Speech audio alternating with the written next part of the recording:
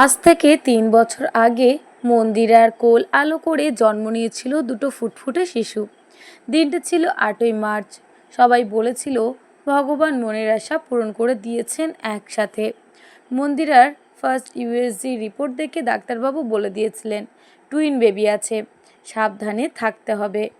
মন্দিরাও মনে মনেই চেয়েছিল একটি ছেলে আর একটি মেয়ে হোক, তবে যেই আসুক যেন সুস্থ শরীরে আসে।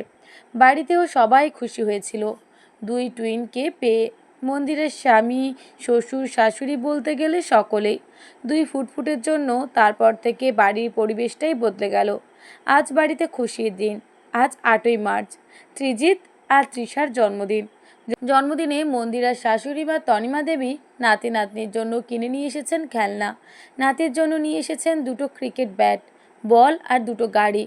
আর নাতনির জন্য এনেছেন খেলনার বাসনকোসন, মানে ঘটি, বাটি, থালা, হাঁড়িকুড়ি থেকে যাবতীয় সব কিছু। মন্দিরার ছেলেমেয়েরা তো দারুণ খুশি। তনিমা দেবী সেই খুশিতেই নাতির হাতে যখন ব্যাট বল তুলে দিতে যাচ্ছিলেন, মন্দিরা বলে বসলো, সব খেলনাগুলো আমার হাতে দিন মা, আমি ওদেরকে ভাগ করে দিচ্ছি।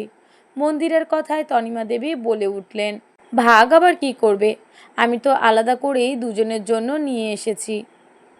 ঠিক বলেছেন, আপনি ছেলে আর মেয়ের জন্য আলাদা করেই এনেছেন বলেই আমাকে সমান ভাগে ভাগ করতে হবে।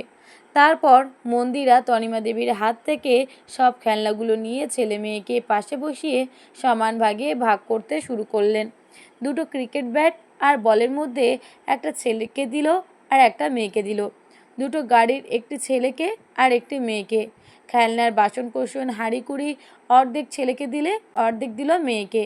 মন্দিরের এমন ভাগ বাটোয়ারা দেখে তনিমা দেবী একটু বিরক্ত সুরে বললেন, বৌমা তুমি এটা কি করলে? খেলনা থালা বাসন দাদাভাইকে দিলে কেন? ও তো ছেলে।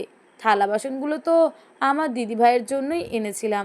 মন্দিরা হেসে বলল, আমি ঠিকই করেছি মা, আপনি আলাদা আলাদা করে খেলনা কিনে আলাদা মানসিক দিয়ে দুজনকে দেখছেন, কিন্তু আমার মানসিকতা আলাদা।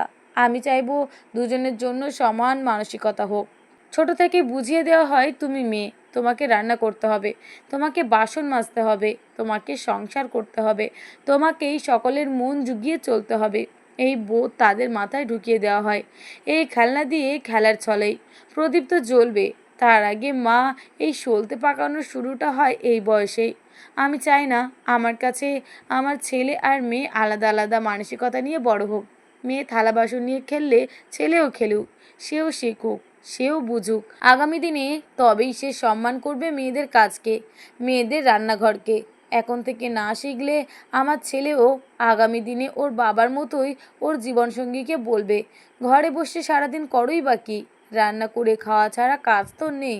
আসলে মা, ছেলে হোক বা মেয়ে, দুজনেই সব কাজে পারদর্শী হোক।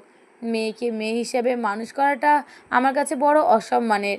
আমি আপনি দুজনেই মেয়ে, তাই কন্যা সন্তানকে কন্যা হিসেবে নয়, সন্তান হিসেবেই মানুষ করাটাই কর্তব্য। আমরা আমাদের মেয়েদের ছোট থেকে হারিয়ে দিই, তাদের বুঝিয়ে দিই তুমি মেয়ে। এক সময় মেয়েরা হেরেই যায়। আপনার আর আমার যেটা হলো না, আমরা যা পারলাম না, সেই শিক্ষা দিয়ে বড় করি। ছেলে মেয়ে তফাৎ না করে দুজনের হাতেই খেলনার খুন্তির সাথে ক্রিকেট ব্যাটটাও হাতে তুলে দিই। আমরা নিজেরাই যদি মানসিকতা তফাৎ করে দেখি, সেটা আগামী দিনের জন্য খারাপ।